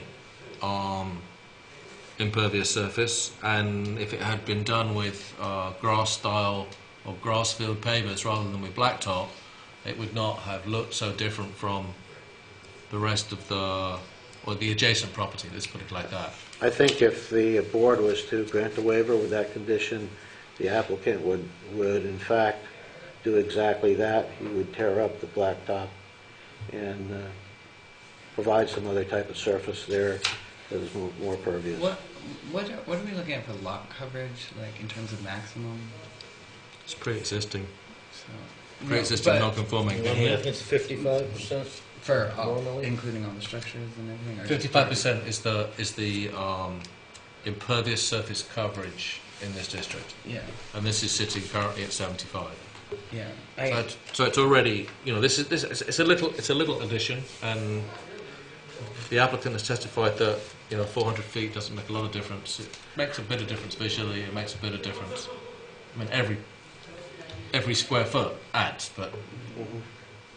Does that answer your question? Or yes, thank you. I mean, statistically, it's insignificant. We always seem to be interested also in the fact of that, the screening thing where actually, I do live in a place where headlights do come into my living room window, and that is something that I really think that should be taken into consideration. Some kind of screening of some kind, if they're going to be putting cars in there, even if the surface is changed, the cars are still going to be facing that direction.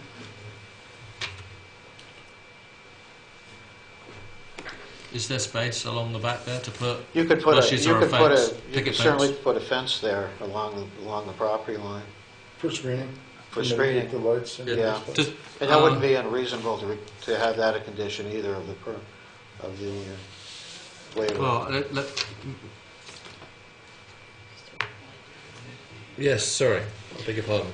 Given that there seems to be an additional zoning violation that hasn't been noticed yet, and that there isn't a site plan showing screening or other mitigations, I would ask the chair to consider continuing this hearing so that we can rewarn it and address all those issues at once. Yeah. But we're not going to hear an appeal on those issues to address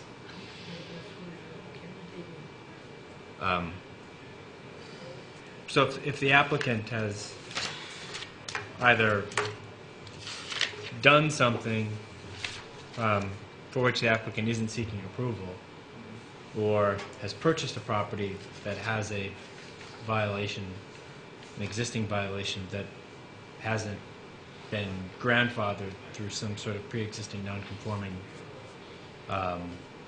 or some sort of, I guess, it wouldn't be the pre-existing non-conforming. It would be some estoppel argument that the town was stopped from pursuing an enforcement action. The applicant wouldn't, in the first case, come before the board with an application for those items. The applicant would. The zoning administrator would issue a zoning violation, and the applicant may appeal that decision. He would appeal that to you. Yeah, I'd prefer or not try to. to cure it with an application for a waiver for that additional parking area. Okay, I'd like to knock down the pins that are in front of us, but yeah, me too. And deal with that subsequently. Actually, I do have one second. May I? We have the abutter, Jeremy Hulch, present in the room. May I ask you a question, sir? Sure. What has been raised in the last comment was screening of either a fence or shrubs or some form of barrier to prevent headlights shining onto your property, either your property or the actual structure there. You know, should you know, I mean, we don't like making unnecessary requirements of an applicant. If that was a concrete wall there that had no bearing and no impact on your property, then it would be, I won't say unreasonable, but why would we ask him to put a fence up? But there's any windows on that side, or there are? Okay. So it would be reasonable to request that some form of screening, say to 4 foot high, which would prevent headlights from shining into your living room or someone's living room or kitchen or some portion of your property is a reasonable request. Seems to me, Should we grant the waiver? But I mean, yeah, I mean, unfortunately my wife's not here, she's More animated. She's more aesthetically cognizant of the situation. In different ways. But, Yeah, okay. So I mean, I can't say, yeah, that'd be great, I can't speak for that. And I'm not sure, frankly, that's not where I would want a fence, like right there, because it then changes the way, again, the approach to our house as you come down the street. Just Shrubs? Can you put a fence in the shrubs, property? sure. You can put a Shrubs, fence in the property. shrubs I Yeah. can see, much more clearly, like from the maple tree to. From the maple tree down to the house, so that just so the headlights, as they swing in on at 5 o'clock on a Monday night, don't. Okay. Any other members of the board have questions for this applicant? Mr. Stevens, you got your hand up. Yeah, Last call. last call. I was wondering if there was a clarification on whether the waiver provision applies to the general requirement of no parking in the front yard setback. So you're headed towards a conclusion on this. I don't know if anybody knows the answer to that, but again, as I read the waiver section, it applies to dimensional standards. I don't know that the general standards are dimensional standards. So I don't know if that's going to... So you're referring to the board's ability to waive 4405A. That's correct. Yeah, you read the requirements for waiver provisions. It refers to dimensional standards. And section 2, our dimensional standards are identified and titled. But if you go to the general requirements for parking, there's a secondary requirement that requires that parking is not allowed in the front yard setback. There are a whole bunch of other requirements in there as well, and I don't know that the waiver can apply to the general requirements. It's section 3400, general standards. I think as illustrated in our last application, the board has typically combined those two concepts and to say, yes, it is true that we cannot have parking in the front yard setback, and then apply our waivered standard to say, but in this particular case, the front yard setback is not 25 feet, it's 21 feet. And that's the two-step process that allowed us to make the last decision. So in effect, what we'd be doing here, assuming that the cars are parked next to or immediately adjacent to the setback, we would be saying the first step is we'd be going from and what's the front yard setback in this district? 25 feet. We'd be reducing it to 0. And then saying, for this purpose, the setback is 0 feet. Yeah, and the last one you did before, you actually granted it, basically, parking within the setback. Yeah, well, I think technically we've said, no, we never allow parking within the setback. That is strictly verboten in Brattleboro. But we will make a setback 0 feet. Or 21 feet. I think we're about to vote. I just want Cannot park to in the make sure. setback, but we will consider eliminating the setback. I put on record, I am disappointed that an access permit was issued, if one was, and disappointed that nobody flagged this issue, and that the applicant went ahead and Well, if they had- pursued the application. Hang on a second. But, I think, you have to live your ideals once in a while, and this is one for me that had this application come before the board in its present form, and even with the recommendations that have been floated, I would have voted no, because I don't think it meets our setback, our dimensional waiver criteria, and I intend to vote no on the matter.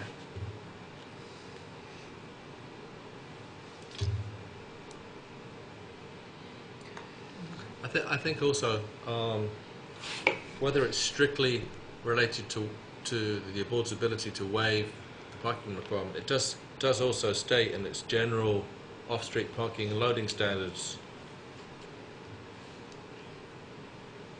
that the board may require more or less parking spaces or a different parking circulation or layout based on review of the site. An applicant, any increase or reduction of the parking standard for a given use may be supported with good cause, must be supported with good cause by the applicant. So that, I think that gives us some flexibility in there, regardless of us reducing the waiver. Whether it's maybe, yeah. Looking for a motion to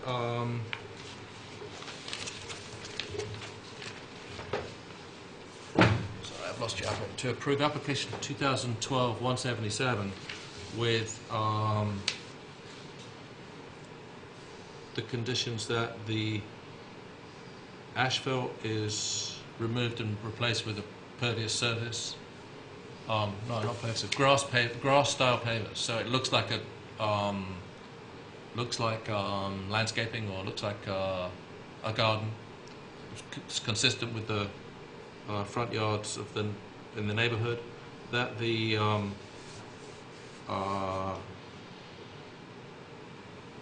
sidewalk is appropriately delineated where the grass pavers go into it. So we again have consistency in that section, and that the parking area is screened with vegetation from the neighbouring property. Would speaking of that, would something like a fence with vegetation that would grow up on a fence, would that be something that the board would consider? I'm not sure how much space you have there. I mean, that's the issue, is that there isn't a lot of space to put anything of any magnitude, but you could grow something like ivy on a fence or a structure such as that would be green. I thought that it was the light that was the issue. It would have to be. Well, it could still be a solid structure.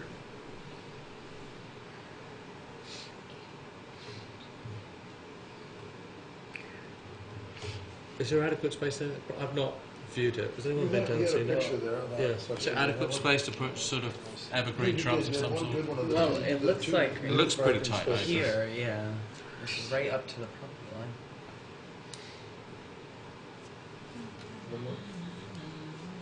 Oh, we had those pictures. There was one of those two new spots. Yeah. My filing system here. It's really, no. Yeah, right there. Board members would like to consider that picture. Yeah, that's right. Yeah, there we go, right there.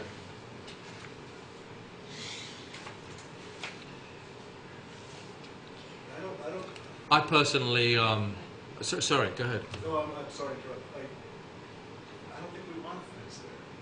I mean, some shrubs. So it's just. It remains shrubs. Where it would be right now. It remains shrubs. Vegetation. It would be from the maple tree already blocking out. I don't know. Maybe not sensitive to the aesthetics from a distance, but it's just another thing. That's there that would then be there. One garden there. It's just more stuff. We will require that some form of vegetation is placed there to provide you with screening basically to your satisfaction. If you decide you want to negotiate with your abutter to cut it down or remove it or trim it, I mean, it could be dogwood that's trimmed, 3 times a year or forsythia or something. It depends entirely. I don't want to get into specifying. I don't want to get into specifying exactly what plants go in there. Tim, Yes. Has it been moved? No, we haven't moved No, we haven't it. moved it. Okay. to clarify, when you talk about the returning the sidewalk to what it looked like, you mean more or less matching that right Matching there? matching that That's still there. a concrete ribbon. Concrete ribbon. With the beveled. However they do the edge, beveled edge. Yeah. A defined pedestrian area. Sidewalk. Looking for a motion with those conditions to approve 2012-177. Someone. Anyone can second it?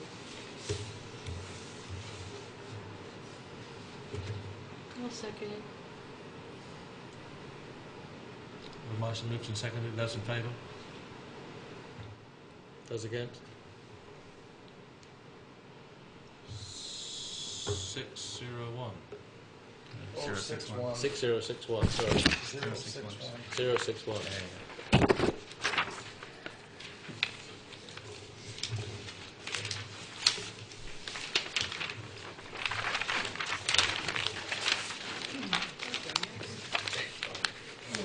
Okay.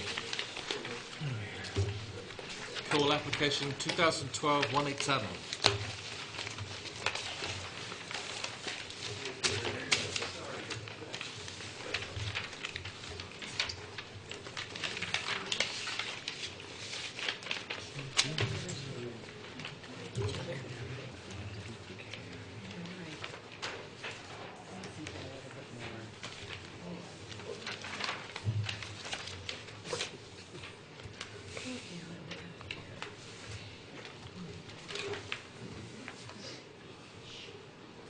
Come on up. Yeah.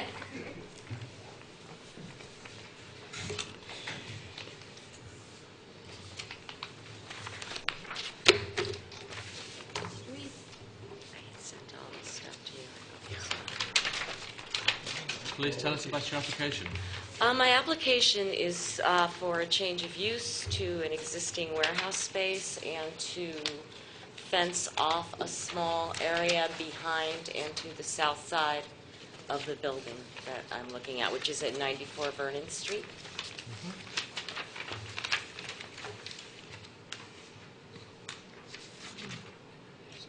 And you're going to put a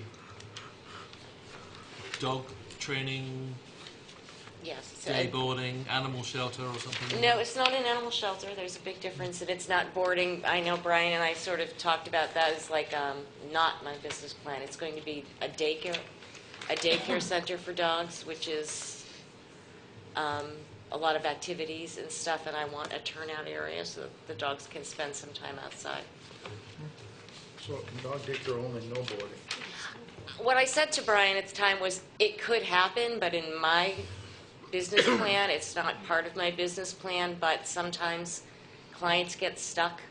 Right. And, things happen, and, I wouldn't rule it out as something that's not possible, but it would be very limited and very unlikely. Are you asking for permission to do that? I'm Or asking would you for come back to permission that? for the change of use and to put a fence up.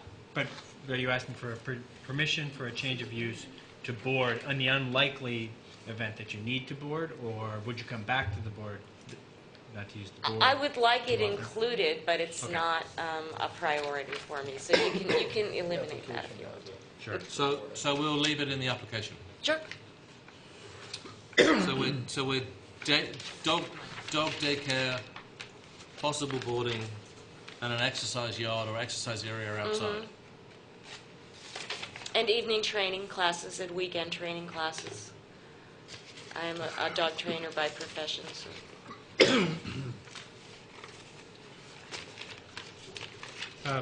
In the draft findings, Brian, we note that animal shelter is a conditional use, but we're not calling this an animal shelter, is there a use, or are we doing one of those use not provided for I things? thought that was the closest use. Yeah. What's the definition? You don't like the In some states, animal well, I just shelter? don't want you to think there are going to be homeless animals sheltered there. It's Okay. not what's going to be happening. I'll just take a look at the definition of animal shelter. You need to think more pampered pets.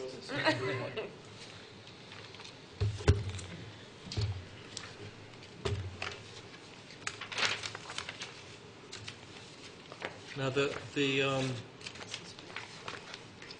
yard, the closed-in yard is on the back of the building? It's not On on the street back of the side. building, yeah, it won't be visible. And that's going to be that's level and be fenced in? It's level, it's kind of rough. It's a rough patch of ground. It will need, to be smoothed out. Some pretty horrible vegetation there. There's bittersweet, which is poisonous to dogs and will have to be taken up. It'll need to be leveled out. I don't know how soon I would be able to do that. I might do a temporary thing of putting some stall mats out there just to even out the terrain for the winter, and then dig when it's soft if I have to. And the south side of that fence is going to be stockade style, or Yeah. or wire link with the... I don't, the south side will be stockade style or some kind of privacy fence. I don't want the dogs visible from Vernon Street when people are going towards the intersection, or from the parking area. Okay. So one of the things, how it affects the area, you said you wanted to do the stockade on the south side for privacy. One of the other things, now the railroad is right behind Yes, us, right? yes. Okay, I guess one of my concerns too is making it, I know it's going to sound weird, not having it be visually abrasive to people traveling on that side. I mean, Okay, it sounds yeah, weird, but I get it is a gateway to Yeah. our community, and I feel like that merits Yeah. consideration just as much as the roadside. Have you considered that at all? Considered the possibility of putting stockade on that side as well? If or? I had to, I would, and if the trains disturbed the dogs, I would, but I am very comfortable that it would look a lot better than it does now with just chain link. Oh, the train track's much lower down. Yeah, is it? Yeah, they're down. I don't know how deep is that grade. 50.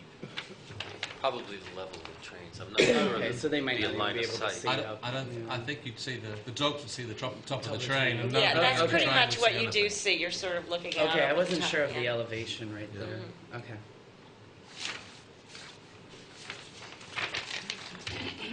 Any questions from any other member of the board? Did you discover what a animal shelter is? It's not defined. At least I didn't see it. So. It's the same as veterinary. How many I'm sorry. Okay. How many dogs are you going to have there? 15 to 20 a day. And then evening classes could be as many as 16 dogs in the building at one time, depending on what's going on. That would probably only be one night a week when I have a heavy class enrollment. Most of the time I limit enrollment to 6 dogs per class. The following comment will not in any way prejudice my sober decision on this matter, but can people come visit their dogs if they work at the Marlborough College Technology Center and can see their little Maisie running around? I think Only if they webcams work at the Marlborough probably College would Technology Centre. be. It's not actually really good for the dogs to see their parents during the day. They're supposed to be with their friends. It's like if you went into your child's daycare and got him all riled up. But Point taken. yeah, You can set up a webcam. yeah, we're going to get into webcams at some point, so you can watch them from work. Right. So the When park, you have sorry, go on. the parking area, when you have your classes, is this the parking for yours? Would this be the parking for you here? Because I'm looking at this and I can't figure it out. There's between 25 and 30 parking spaces on the property. Classes would be evening classes when the other business that's in that building would not be using any parking. So I think there would be plenty of space for cars. Are these parking spaces, this parking spaces on the south side, the 7 or 8 there, are those defined? Because it's been a while since I've been to that area of town, but from my memory, I thought it was just an open area. There actually are some paint marks on the car. They're not fresh, but they are So there are marked on. defined Yeah. parking spots. Okay. It was all painted up when it was Blue Seal Feed. Right. Any member of the public wish to speak to this application?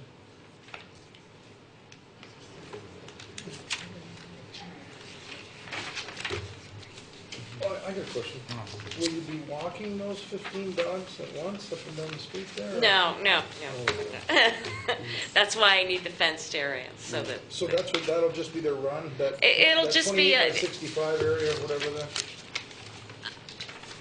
In the back, yeah, I'm looking at approximately 1,200 square feet, which is, a small yard is good because it cuts down on extreme rowdiness and injury, so yeah, that will be the turnout area. Inside, they're going to have plenty of room to run around and play. So It's 5,000 square feet inside. So it won't be exterior walking? I mean, not that I'm...